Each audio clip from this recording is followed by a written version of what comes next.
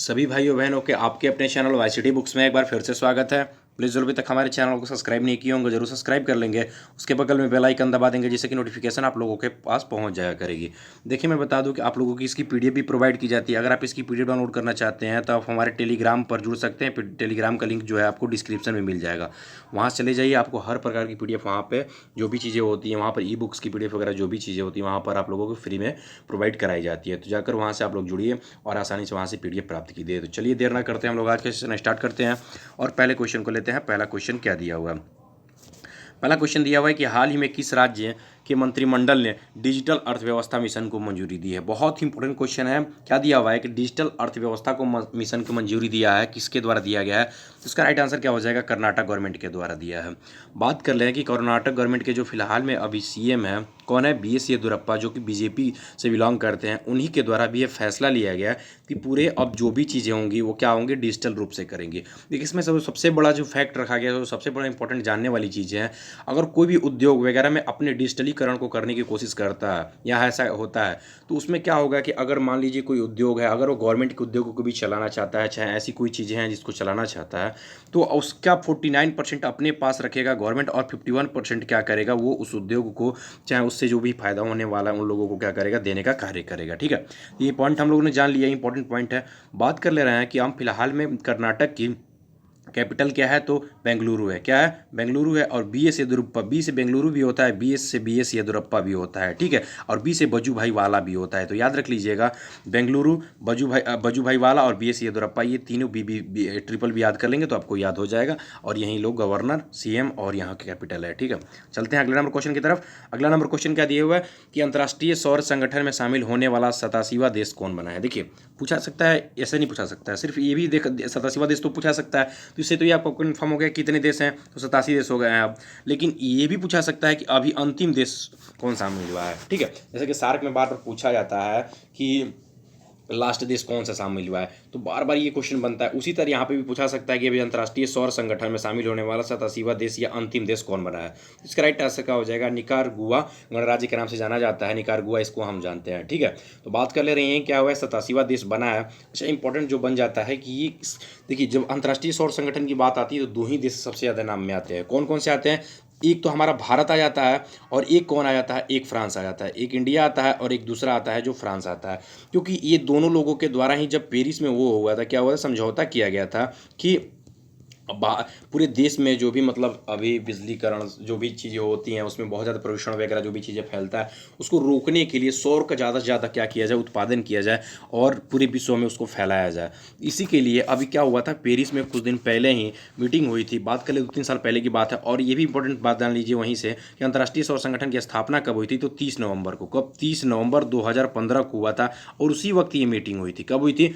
India के जो PM Narendra Modi ji हैं और वहाँ के उस समय जो थे राष्ट्रपति कौन थे? हॉलैंड थे। कौन थे? हॉलैंड थे। तो उन्हीं के द्वारा क्या किया गया है कि एक मीटिंग आयोजित किया गया पेरिस में। और उनमें बताया गया कि क्या होगा कि सौर पर ज़्यादा से ज़्यादा इस पर विचार किया जाएगा। और इस पेरिस वायु जल समझौता के नाम से हम लोग इसको जानते हैं। सबसे ज़्यादा जो इंपॉर्टेंट बन जाता है कि इसका हेडक्वार्टर कहाँ पे है? तो हेडक्वार्टर हमारे यहाँ पे है, गुरुग्राम में है। और गुरुग्राम में सबसे बड़ा प्लांट में माना जाता है। गुरुग्राम कहाँ पे है? तो हरियाणा में है। ठीक है, इंपॉर्टेंट है। आपको एक क्वेश्चन बताना है, आपको 2 क्वेश्चन मैं पूछूंगा। पहला क्वेश्चन मैं जो पूछ रहा हूँ ये बताना है कि सबसे बड़ा भी सौर प्लांट का उद्घाटन कहाँ पे किया गया है? बताइए, एशिया का सबसे बड़ा सौर प्लांट का उद्घाटन कहाँ पे किया गया? कमेंट में बताइएगा। मैं भी करीब मैं मुश्किल से 10 दिन पहले इसको पढ़ाया हूँ। इसका राइट आंसर आपको कमेंट में बताना होगा। ठीक है, चलते हैं अगले नंबर क्वेश्चन की तरफ। अगला नंबर क्वेश्चन क्या दिया हुआ है कि हाल ही में भारतीय नौसेना का सबसे बड़ा सौर ऊर्जा संयंत्र कहाँ पर स्थापित किया गया? देखिए भी सौर ऊर्जा से संबंधित एक क्वेश्चन और भी आ गया है। बात कर ले रहे हैं कि सौर ऊर्जा संयंत्र को स्थापित कहाँ पर किया गया? भारतीय नौसेना की बात कर रहा है, लेकिन मैं सिर्फ ऑल ओवर इंडिया के या पूरे एशिया की बात कर रहा हूँ। एशिया का सबसे बड़ा जो सौर प्लांट का उद्घाटन किया गया कहाँ पे किया गया है ये आपको बताना है। ठीक है, अभी कुछ दिन पहले भी कोविड-19 के पीरियड में ही किया गया, समझ लीजिए। तो बताइए इसका राइट आंसर क्या हो जाएगा? इसका राइट आंसर हो जाएगा एजीमाला में। कहाँ पे? एजीमाला में किया गया। एजीमाला है कहाँ पे? तो ये केरला में है। और यहीं पर भी इसका उद्घाटन किया गया है। बात कर लें कि इसमें कितने मेगावाट तक की बिजली उत्पन्न हो सकती है, तो इसमें 3 मेगावाट तक, कितने का, 3 मेगावाट तक का बिजली उत्पन्न करने की बात कही गई है। और इसका जो सबसे बड़ा जो लक्ष्य रखा गया है वो 2022 तक रखा गया है। कितना रखा गया है? 2022 तक 100 गीगावाट बिजली तक का, कितना, 100 गीगावाट बिजली उत्पादन करने की बात रखी गई है 2022 तक, ठीक है, भारतीय नौसेना के द्वारा। इंपॉर्टेंट पॉइंट है, इसे जरूर ध्यान दीजिएगा।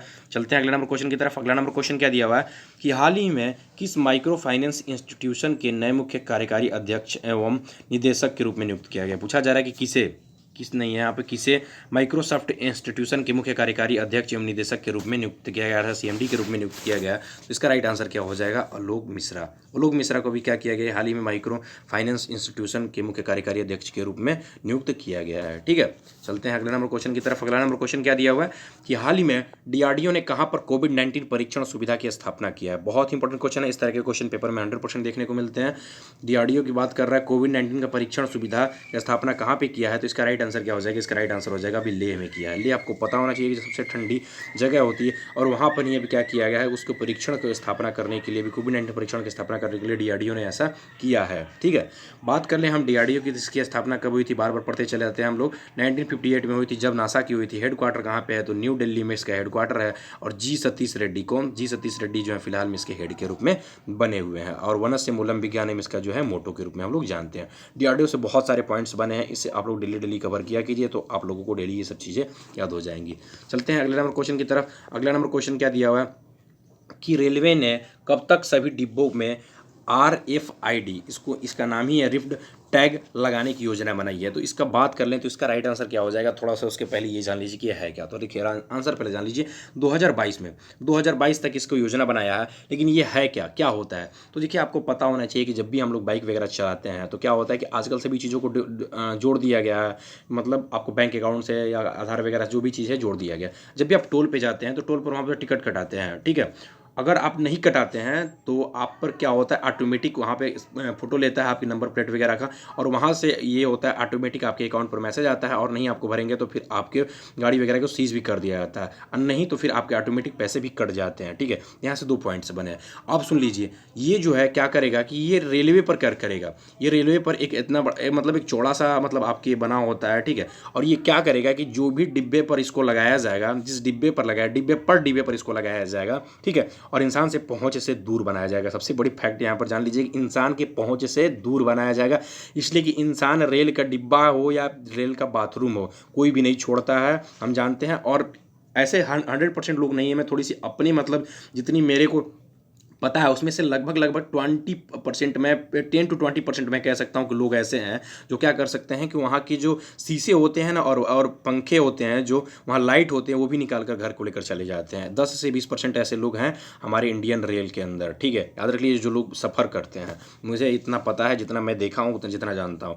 बात कर ले रहे हैं कि इसी को क्या किया जाएगा कि इसको पहुँच से दूर, और इसको बनाया जाएगा, इतना बड़ा जो होता है उसको लगाया जाएगा, जिससे कोई भी डिब्बा कहाँ पर है ये क्या करेगी, आसानी से रेलवे पर पता कर पाएगी। पहले एक नंबर कोडिंग होता है, आप देखते होंगे उस हर डिब्बे के ऊपर कोडिंग होता है, उसको क्या किया जाता है, फिट किया जाता है, कॉपी कलम लेकर आप देखते होंगे स्टेशन पर जाते होंगे तो क्या आता है। लेकिन अब उससे बचने के लिए कौन डिब्बा कहाँ पे है, किस राज्य में है, कहाँ पे उसका आगमन, कहाँ पे बंद है, कहाँ पे बंद पड़ा हुआ है, ये सब सारी चीज़ों को क्या करेगा, देखने का कार्य करेगा, इसी टोल टैक्स, मतलब इस टैग के तहत, ठीक है। चलते हैं, 2022 तक इसको किया जाएगा। चलते हैं अगले नंबर क्वेश्चन की तरफ। अगला नंबर क्वेश्चन क्या दिया हुआ है कि हाल ही में किस बैंक ने इंस्टा क्लिक बचत खाता लॉन्च किया है? पूछा जा रहा है कि इंस्टा क्लिक नामक बचत खाता किस बैंक के द्वारा लॉन्च किया गया है? तो इसका राइट आंसर क्या हो जाएगा? इसका राइट आंसर हो जाएगा बैंक ऑफ बड़ौदा के द्वारा। किसके द्वारा? इंस्टा क्लिक नामक बचत खाता बैंक ऑफ बड़ौदा के द्वारा लॉन्च किया गया है। अच्छा, ये है क्या? तो इसके अंतर्गत आप 5 मिनट के अंदर, कितने मिनट, मुश्किल से 5 मिनट के अंदर आप क्या करेंगे, अपने खाते को खोल सकते हैं। और जो सबसे बड़ा जो पॉइंट है इसमें क्या होगा कि ये पूरी तरह से पेपरलेस होगा। इंस्टा क्लिक मतलब आप समझ ही सकते हैं कि क्लिक करने पर आपके खाते खुल जाएंगे, और ये पूरी तरह से क्या होगा, ये पेपरलेस होगा, ठीक है। ये भी इंपॉर्टेंट पॉइंट है। बात कर ले रहे हैं अब हम इसके हेड, और हेड कौन है, तो हंसमुख अधिया। कौन है? हंसमुख अधिया जो है फिलहाल में इसके हेड के रूप में बने हैं, और बड़ोदरा में, बैंक ऑफ बड़ौदा है तो बड़ोदरा में इसका क्या है, हेडक्वार्टर। और अच्छा, बड़ोदरा है कहाँ पे? गुजरात में है, आपको पता होना चाहिए, गुजरात में है। अच्छा, एक पॉइंट मैं और भी बता दे रहा हूँ, इसमें मैंने क्वेश्चन नहीं बनाया हूँ, मैं फिर से बता दे रहा हूँ एक पॉइंट और से आपको। देखिए, यूनियन बैंक ऑफ इंडिया जो दिया हुआ है, यूनियन बैंक ऑफ इंडिया ने LIC के साथ क्या किया है, या LIC कह लीजिए, LIC ने क्या किया है कि अभी पॉलिसी बीमा लॉन्च करने के लिए यूनियन बैंक ऑफ इंडिया के साथ समझौता किया। किसके द्वारा किया गया? LIC के द्वारा किया गया है। पॉलिसी को लॉन्च करने के लिए, पॉलिसी को बढ़ावा देने के लिए, LIC पॉलिसी को बढ़ावा देने के लिए यूनियन बैंक ऑफ इंडिया के साथ समझौता किया है। ठीक है, तो ये अपने आप में भी, ये भी एक क्वेश्चन इंपॉर्टेंट है। बात कर ले रहे हैं कि हाल ही में पंजाब सरकार ने कौशल विकास के लिए किस संस्थान के साथ समझौता किया है। पूछा जा रहा है कि पंजाब सरकार ने कौशल विकास के लिए किस संस्थान के साथ समझौता किया है, तो इसका राइट आंसर क्या हो जाएगा? IIT रोपड़ के साथ समझौता किया है। किसके साथ समझौता किया? IIT रोपड़ के साथ। IIT रोपड़ से बहुत ज़्यादा इंपॉर्टेंट पॉइंट बने हैं कोविड-19 के पीरियड में। आप लोग पीछे की वीडियोस नहीं देखे होंगे तो आप लोग जाकर देख लीजिएगा। देखिए, ये नहीं है कि करंट अफेयर्स की वीडियो जिस दिन आए उसी दिन देखें। आपको पीछे को भी अगर आप 1 घंटे समय देते हैं, अगर 2-4 छूट गया है, जो छूट डेली तो आप देखते ही होंगे, अगर छूट जाता है किसी दिन का, मतलब किसी काम की वजह से, तो उसको आप लोग 2-4 दिन बाद या 5 दिन बाद मतलब देख लिया कीजिए। पेपर तो होने वाला है नहीं तो आप लोग बैठिए, कम से कम 10-10 की, अगर जो लोग नहीं कंटिन्यू है तो 10-10 वीडियो कम से कम उठाकर 5-5 वीडियो कम से कम इस तरह पार्ट वाइज करके आप लोग डेली देख लेंगे तो चीज़ें आसानी से क्लियर हो जाएंगी। बात करें IIT रोपड़ के द्वारा भी इसको किया गया, इसको उन्नत तकनीकी शिक्षण विकास करने के लिए, किसके? उन्नत तकनीकी शिक्षण विकास करने के लिए भी पंजाब सरकार ने ऐसा किया है। बात कर ले पंजाब की, फिलहाल में इसकी कैपिटल क्या है? चंडीगढ़ है। और कैप्टन अमरिंदर सिंह, कौन? कैप्टन अमरिंदर सिंह जो है फिलहाल में यहाँ पर CM के रूप में बने हुए हैं। और विजेंद्र पाल सिंह बिदनौर, कौन? विजेंद्र पाल सिंह बिदनौर जो है फिलहाल में यहाँ पर क्या बने हुए हैं? गवर्नर के पद पर बने हुए हैं। चलते हैं अगले नंबर क्वेश्चन की तरफ। अगला नंबर क्वेश्चन क्या दिया हुआ है कि हाल ही में किस राज्य ने अमूल के साथ समझौता किया है। पूछा जा रहा है कि किस राज्य ने अमूल के साथ समझौता किया है। तो अभी क्या इसमें सबसे बड़ा इंपॉर्टेंट पॉइंट बताया गया है? इसमें इंपॉर्टेंट पॉइंट बताया गया है कि किसके साथ समझौता किया, पहले ये जान लीजिए। इसका राइट आंसर जो हो जाएगा, आंध्र प्रदेश से समझौता किया। लेकिन जो इंपॉर्टेंट पॉइंट है ये क्या है कि इसमें डेयरी क्षेत्र को विकास के लिए, किसके?